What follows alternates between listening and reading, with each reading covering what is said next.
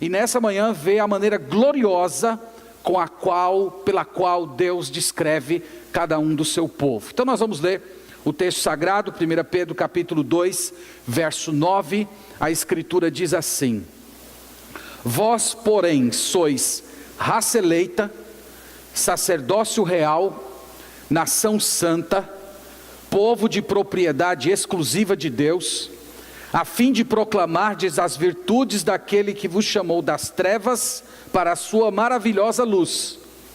Vós sim, que antes não erais povo, mas agora sois povo de Deus, que não tinhais alcançado misericórdia, mas agora alcançastes misericórdia.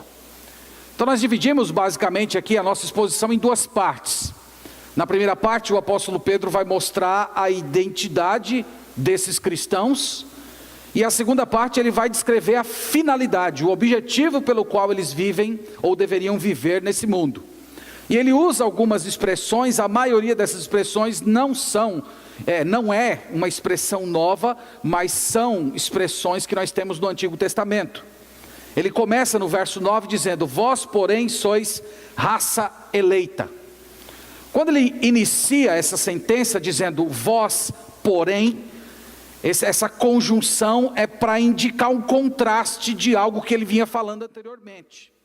Se você observar no versículo 7, ele disse: para vós outros, portanto, os que credes, é a preciosidade. Mas para os descrentes, a pedra que os construtores rejeitaram, essa veio a ser a principal, pedra angular, e pedra de tropeço, e rocha de ofensa. São estes os que tropeçam na palavra, sendo desobedientes para o que também foram postos. Então Pedro aqui está retratando a pessoa do Senhor Jesus em termos de uma pedra que está na parte mais importante de uma construção, no alicerce. E Pedro está dizendo que muitas pessoas nesse processo de se aproximar de Cristo, elas tropeçam em Cristo. Cristo, a pessoa na qual elas deveriam construir, se permitir ser construídas, servem para elas de pedra de tropeço. E Pedro diz que isso inclusive é uma obra de Deus, que eles foram postos para serem tropeçados, para sofrer esse tropeço. E agora ele apresenta o contraste: vós, porém, isto é, vocês não são desse grupo, vocês não fazem parte dessas pessoas que estão tropeçando na pedra, mas vocês são raça eleita. Raça eleita aqui, meus irmãos, é para descrever o povo de Deus. E não é uma expressão para designar cor da pele ou cultura. Raça eleita é um povo. Raça eleita é uma comunidade espiritual de todas as raças, cores e nuances. Ela é diferente do Israel do Antigo Testamento, em que normalmente para você ser contado entre o povo de Israel, você precisava nascer no meio daquela nação. Essa raça eleita é diferente, porque nós entramos nesse povo, nessa comunidade, através do novo nascimento. Mas ele diz que é uma raça eleita. Isto é, você foi selecionado para fazer parte desse grupo. Não é você que tomou a decisão de ir até Ele. Jesus Cristo falou isso: não foste vós que escolhestes a mim, mas eu que escolhi a vós e designei para que vocês vão e deem muito fruto. Então vocês são raça eleita. Fazer parte desse grupo não é algo que você conquista pelo seu próprio esforço. Na verdade foi Cristo que fez um enorme esforço para que você fosse contado como parte desse povo. E o que você faz diante disso? Você simplesmente se curva, você aceita esse sacrifício, você agradece por ele. Então essa é a primeira expressão que Pedro usa para descrever a identidade do povo de Deus. Vocês são raça eleita. Ele usa mais uma expressão, ainda no verso 9, ele diz: vós porém sois raça eleita, sacerdócio real. Pedro aqui está emprestando uma terminologia do Antigo Testamento. Em Êxodo capítulo 19, quando Deus se relacionou com Israel no Sinai, Deus disse que a função deles era ser um sacerdócio real, uma nação de sacerdotes para evangelizar todas as nações. E Pedro está mais uma vez utilizando essa terminologia para descrever nós que somos da igreja. Então Pedro está dizendo, vocês são sacerdotes. O uso comum dessa expressão no nosso meio é para dizer que nós não precisamos de mediadores. Nós não precisamos de um padre, de um bispo, de um pastor para nos aproximar até Deus. Talvez essa seja a ideia mais clássica do significado da palavra sacerdote. Mas lembre-se que é mais do que isso. Quando Pedro está dizendo, vós sois um sacerdócio real, é para dizer que toda a nossa vida é um serviço sacerdotal. Nós estamos 24 horas por dia na presença do Senhor, oficiando como sacerdotes. Nós estamos, por assim dizer, sempre dentro do templo. O apóstolo Paulo em Romanos 12 diz que o nosso corpo deve ser oferecido como um sacrifício vivo, santo e agradável diante de Deus. Toda a nossa vida é um serviço sacerdotal. E nós, irmãos, precisamos viver conscientes disso. Nós pecaríamos menos diante de Deus se nós pregássemos para nós todos os dias, todos os instantes da vida, que nós não oficiamos como sacerdote apenas quando nós estamos sentados entoando as canções, mas em cada lugar, cada ambiente da nossa vida é um serviço ao Senhor, é o exercer do nosso sacerdócio. Nós pecaríamos menos se tivéssemos esse tipo de consciência. Mas Pedro não diz que nós somos apenas sacerdotes, nós somos sacerdotes reais. Você sabe que no Antigo Testamento havia uma distinção entre rei e sacerdote.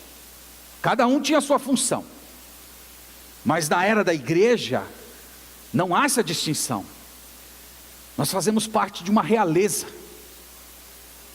1 Coríntios capítulo 6 diz que nós vamos nos sentar em tronos ao lado do Senhor Jesus e nós vamos julgar o mundo. Diz lá que nós vamos julgar inclusive os anjos caídos, os anjos que se rebelaram contra o Criador. Nós temos essa posição diante de Deus. Em Apocalipse capítulo 5 fala dos remidos que tiram as suas coroas e colocam as suas coroas aos pés do Cordeiro. Isso significa ser sacerdote. E a função primordial de um sacerdote é aproximar o homem de Deus. O sacerdote, ele sempre está oficiando para fora. Ele sempre está trazendo algo para o Senhor. Ele sempre está oferecendo algo como um tributo a Deus.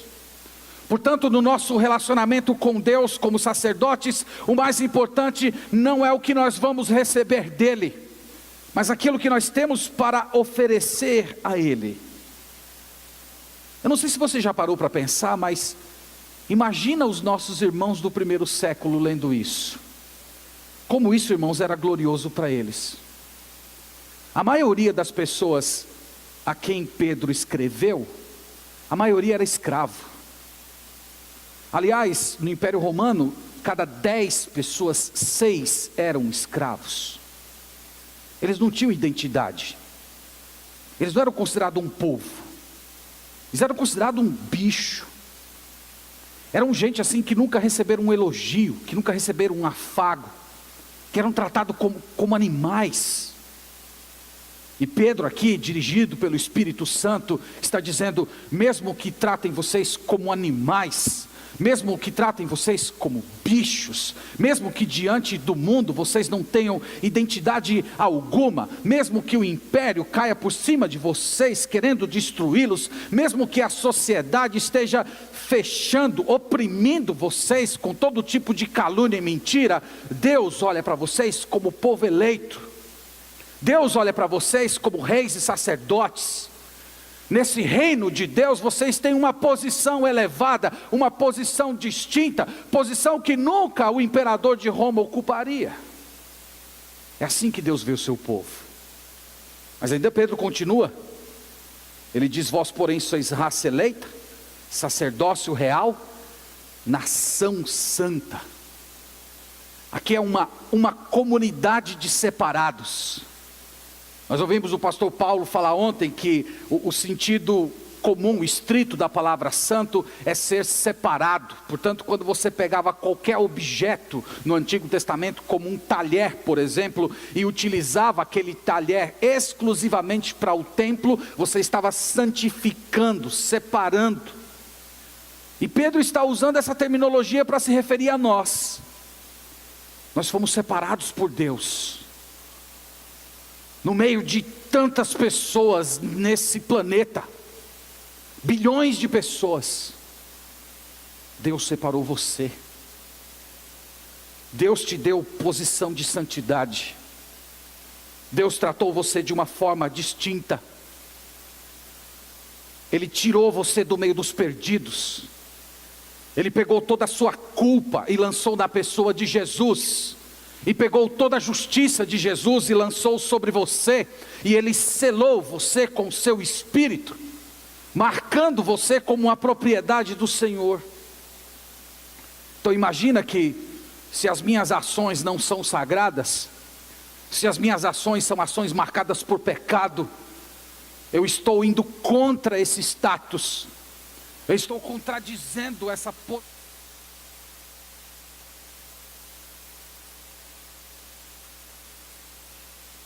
tinha acabado de atravessar o mar, e estava lá do outro lado, e de repente, hipoteticamente falando, imagina o faraó do outro lado chamando eles: olha, voltem para cá, vocês ficaram com a gente aqui 400 anos, foram anos tão bons. E você poderia ver o povo de Israel se jogando no mar e tentando atravessar o mar para voltar e beijar os pés de Faraó novamente. É isso que acontece com você quando você vive abrigando o pecado no seu coração. Você está saindo dessa posição que Deus te deu, você está renegando o lugar que Deus te colocou. Mas Pedro continua, ele ainda diz: além de nação santa, ele usa a expressão povo de propriedade exclusiva de Deus, possessão de Deus, exclusividade. Deus separou você e Ele não divide você com ninguém. Ele tomou você como herança. Isaías capítulo 53 diz lá que por conta do sacrifício que o servo fez, o pai lhe daria muitos como herança. O povo de Deus é o pagamento que o pai vai dar ao filho pelo seu grande sacrifício. Possessão de Deus. Pessoas com as quais Deus vai passar a eternidade, viver a eternidade. 2 Coríntios capítulo 6, verso 16, ele lança a mão de uma passagem do Antigo Testamento para chamar os irmãos à santidade, dizendo mais ou menos assim: Deus está andando no meio de vocês, vocês são o povo, vocês vão ter uma eterna companhia de Deus, uma amizade alegre e crescente. Tudo isso Pedro está falando para definir a identidade do povo de Deus. Mas depois de falar tudo isso, Pedro agora fala da finalidade, do objetivo. Por que Deus fez tudo isso? Por que Deus lhe fez raça eleita, sacerdócio real, nação santa? Por que Deus fez tudo isso? Ele diz: a fim de proclamardes as virtudes daquele que vos chamou das trevas para a sua maravilhosa luz. Por que Ele fez isso? Para você proclamar as virtudes de Deus.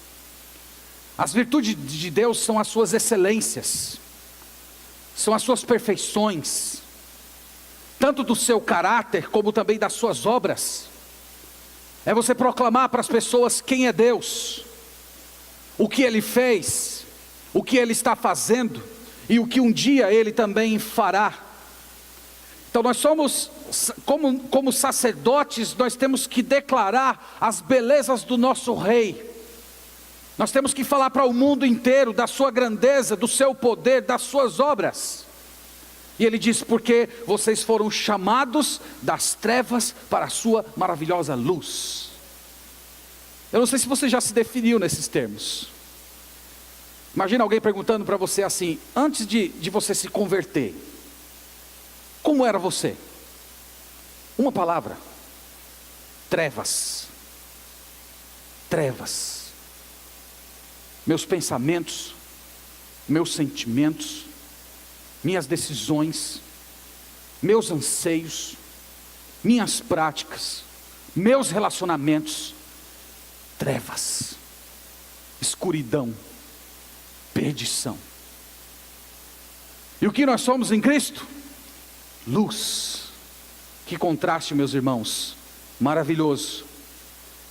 Ele continua ainda, verso 10, acrescentando mais algumas informações aqui, fazendo uma alusão a Oséias 2:23, dizendo: vós sim, que antes não erais povo, mas agora sois povo de Deus, que não tinhais alcançado misericórdia, mas agora alcançastes misericórdia. Então vocês não eram povo, vocês não eram contados nessa comunidade santa, perfeita, justa, remida, mas agora vocês são povo. Vocês alcançaram misericórdia, vocês foram alvos da misericórdia, essa misericórdia completamente generosa de Deus, que não vê nada em você que pudesse atraí-lo. Ele diz: você é alvo disso. Irmãos, como deve ter sido maravilhoso para os nossos irmãos do primeiro século ouvir coisas como essa. E eu orei por vocês esses dias para que o Espírito Santo toque o seu coração e abra os seus olhos para você perceber também a maravilha disso aqui para você. Agora me permita levar você a algumas implicações e algumas lições que nós podemos tirar desses dois pequenos versos. A primeira coisa é que ser povo de Deus significa você ter um novo conceito do que é sagrado. Na antiguidade, prédios eram sagrados, templos eram sagrados, lugares eram sagrados. Israel fala, muitas vezes na história de Israel, o pessoal fazendo altos de adoração. No Novo Testamento não são prédios, não são montes. No Novo Testamento, sagrado são pessoas. Somos pedras vivas de uma grande casa espiritual. Nós somos uma nação santa. A comunidade cristã é santa. Algumas vezes, olhando alguma rede social, eu vejo alguém publicando uma foto lá, uma paisagem muito bonito, e a legenda embaixo com a expressão divino. Você quer ver alguma coisa muito próxima do divino? Olhe para o povo de Deus. Olhe para a igreja de Cristo. Olhe para a comunidade de santos reunidos em espírito e em verdade. Ali você vê o brilho divino. Você chegar no meio do povo de Deus, você vê as pessoas falando com o Senhor em oração, quebrantamento, alegria no espírito. Você vê pessoas com seus joelhos, suas frontes curvadas em arrependimento e desejo por Deus. Isso é divino. Você se sentar e conviver ao lado de pessoas que você nunca viu e que são de nações e criações diferentes, mas você sente uma conexão, uma ligação tão profunda, que às vezes é uma ligação mais forte do que as suas ligações de consanguinidade. Isso é divino. A comunidade de Deus é sagrada. São as pessoas pelas quais Cristo morreu.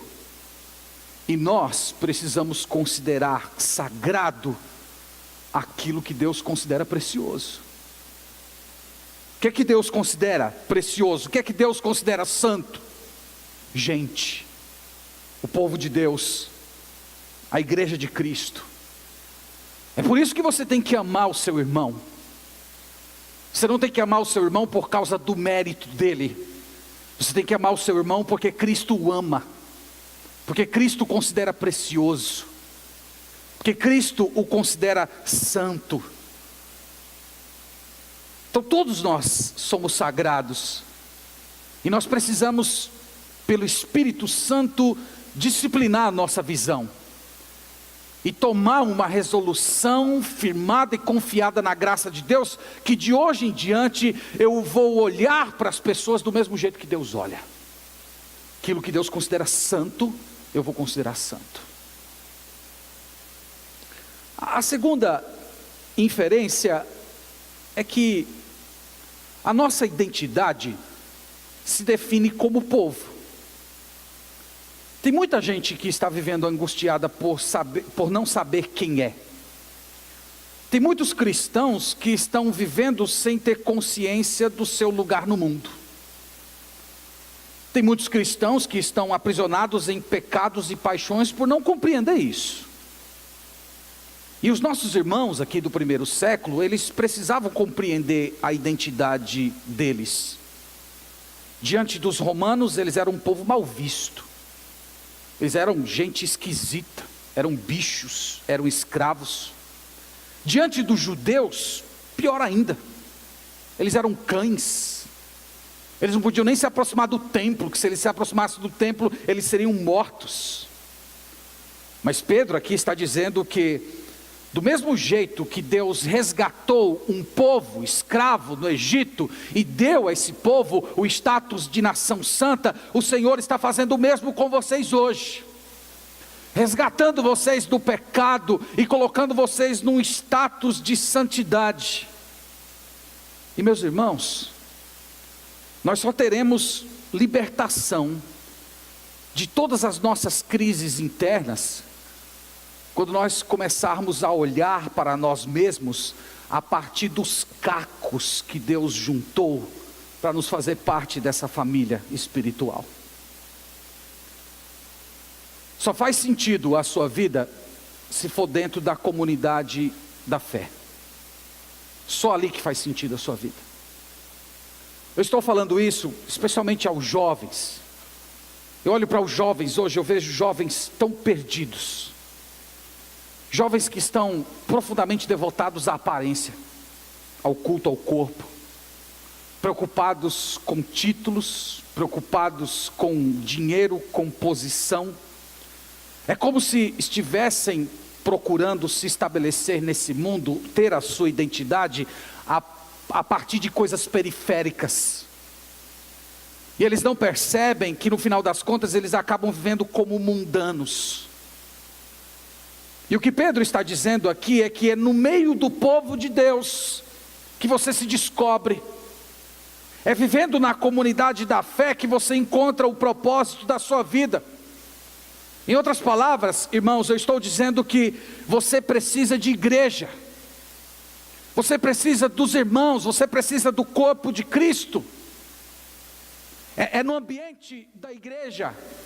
Essa igreja que por muita gente hoje é considerada como algo desacreditado e ultrapassado, é no meio da igreja que o Espírito Santo realiza algo no seu coração que não poderia ser realizado em um outro lugar, que não poderia ser realizado em outro ambiente. É no meio da igreja de Cristo. As lições mais importantes da sua vida cristã, elas são aprendidas vivendo em comunidade.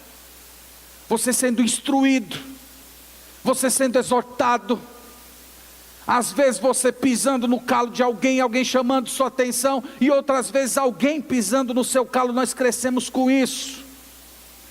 Nós não podemos viver por motivos fúteis, banais, nos esquivando de estar na igreja, de estar nos cultos, de conviver com os irmãos, ou viver pulando de igreja em igreja sem compromisso com o Senhor da igreja.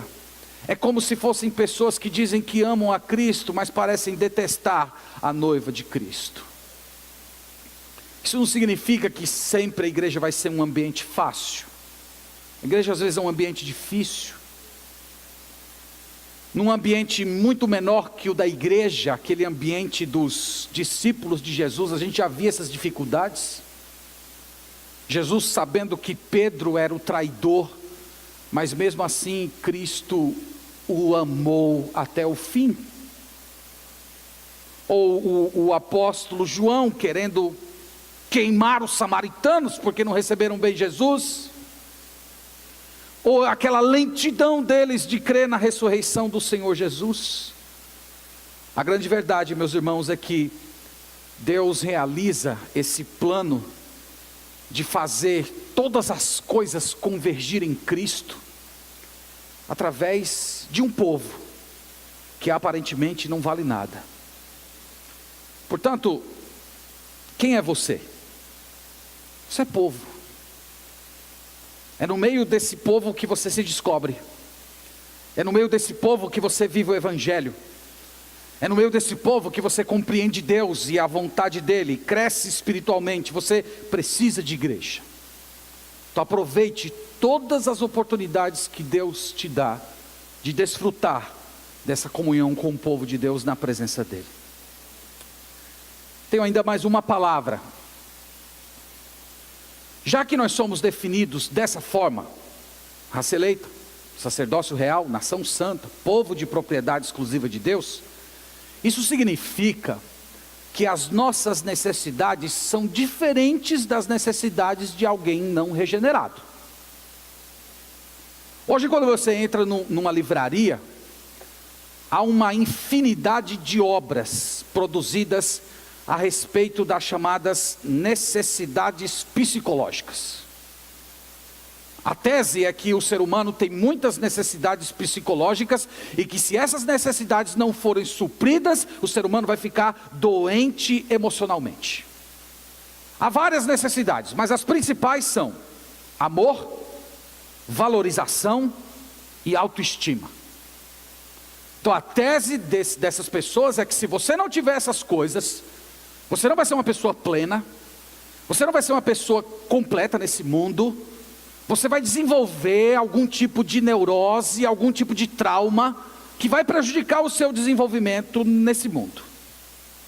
E eu quero já de imediato dizer para você, que essas coisas, elas não são parte da imagem de Deus em nós. Ou pelo menos daquela imagem de Deus restaurada através da obra do Senhor Jesus Cristo. Essas coisas são resultados do pecado. Essas coisas são resultados de um coração orientado para si. Essa ideia de autoestima, valorização, não faz do seu coração nada mais do que alimentar o seu ego. Essas necessidades, elas não são para ser supridas. Elas devem ser mortificadas. Elas devem ser crucificadas. Elas destroem aquilo que nós temos de melhor que Cristo está fazendo em nós. A imagem de Deus em você não tem nada a ver com certas necessidades psicológicas, mas com uma série de dons que Deus te deu para você utilizar para a glória dEle e o benefício da igreja de Cristo. Então eu quero dizer para você que há sim um sentido em que nós precisamos dos outros.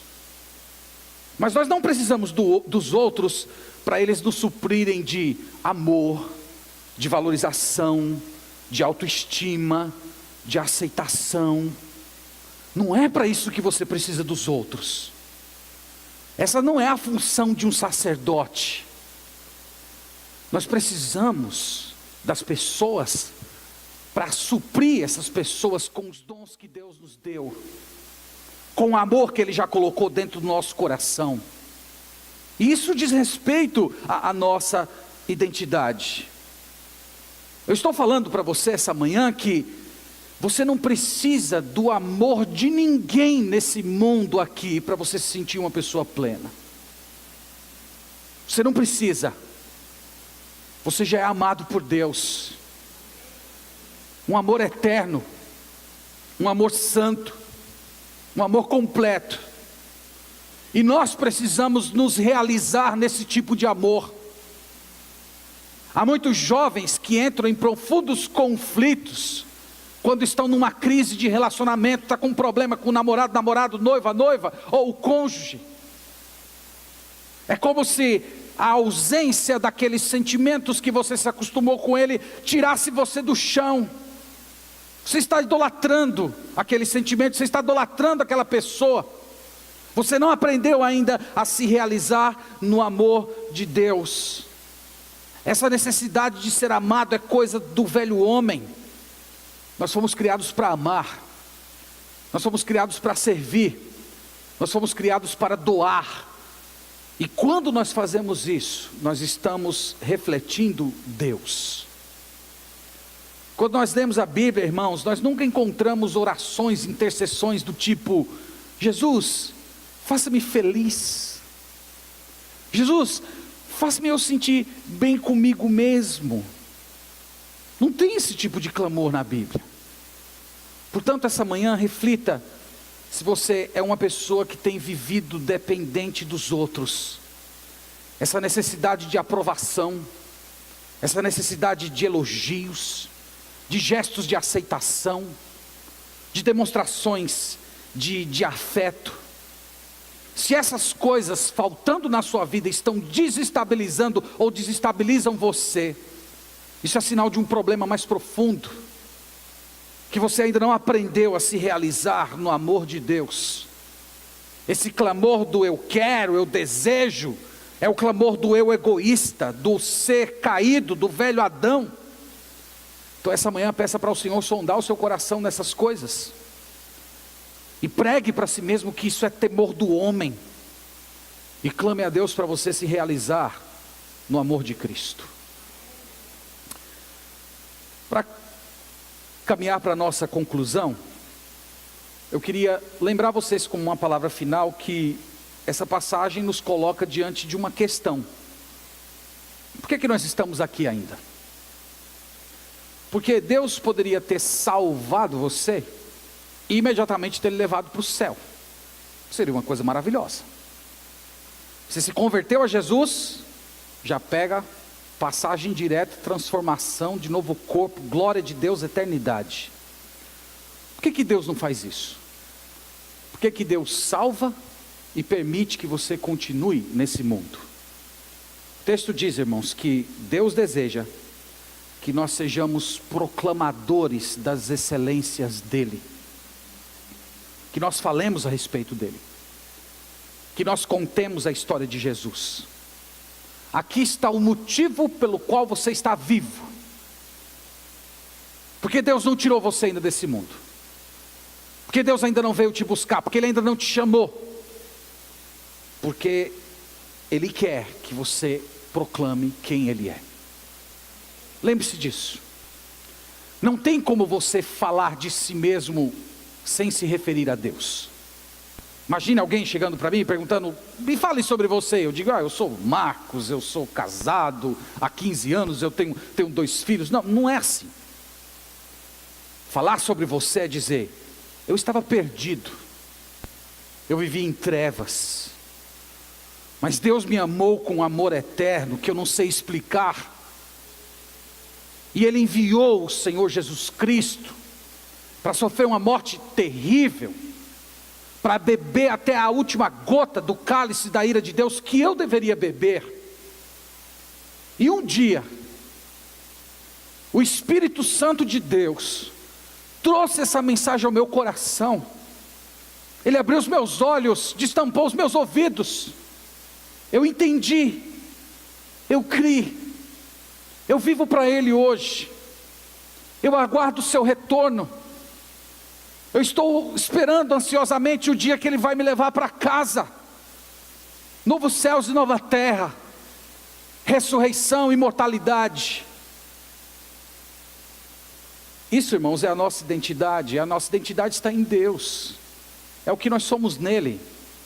É essa mensagem que une todas as partes da nossa vida. Essas partes que às vezes parecem estar desconexas. E nesse mundo que a gente está vivendo hoje, um mundo completamente sem referência, o número em que há o dobro de suicídios em relação aos assassinatos, as pessoas precisam ouvir esse tipo de mensagem. Elas precisam dessa proclamação. Só há uma cura para esse mundo, só há uma resolução para os conflitos da alma: é receber misericórdia. Meus irmãos, todas as travas do nosso coração vêm do medo de nos aproximar de Deus. E quando nós nos aproximamos do Senhor, e nós nos permitimos ser quebrantados pelo Espírito Santo, nós experimentamos esse amor generoso, nós perdemos o medo e nós temos a paz de Deus. Há muitas formas de você tentar ajudar uma pessoa. Você pode doar o seu dinheiro para uma pessoa. Você pode doar do seu tempo. Você pode doar atenção. Você pode tentar buscar pontos de contato para conseguir a simpatia de alguém e talvez ganhar a confiança dessa pessoa para tentá-la ajudar. Mas Deus é a única pessoa que oferece amor puro, amor incondicional. Um amor, meus irmãos, que simplesmente nos desconstrói, que constrange a gente, e que Ele perdoa-nos sem exigir nada. Ele faz tudo novo. Ele nos faz povo. Ele cuida de nós. E ainda nos dá uma herança eterna junto com Cristo. E eu estou dizendo a você essa manhã que só essa mensagem é que pode curar o coração humano. E nós fomos eleitos por Deus para sermos os ministros dessa mensagem ao mundo. Então vamos sair daqui, meus irmãos, bradando essa mensagem, vivendo como santos, mostrando a esse mundo que Deus é excelente, que Ele é santo, que Ele é digno de louvor. Nós fomos salvos para isso. E Ele nos levou para a glória ainda porque nós precisamos fazer isso. Então esse é o meu desejo, essa é a minha oração. Que Deus nos abençoe, irmãos, e que o Espírito Santo de Deus imprima no nosso coração a nossa identidade. E Ele nos faça fiéis proclamadores da glória, da justiça do Senhor para todo sempre. Amém. Vamos orar ao Senhor nesse instante.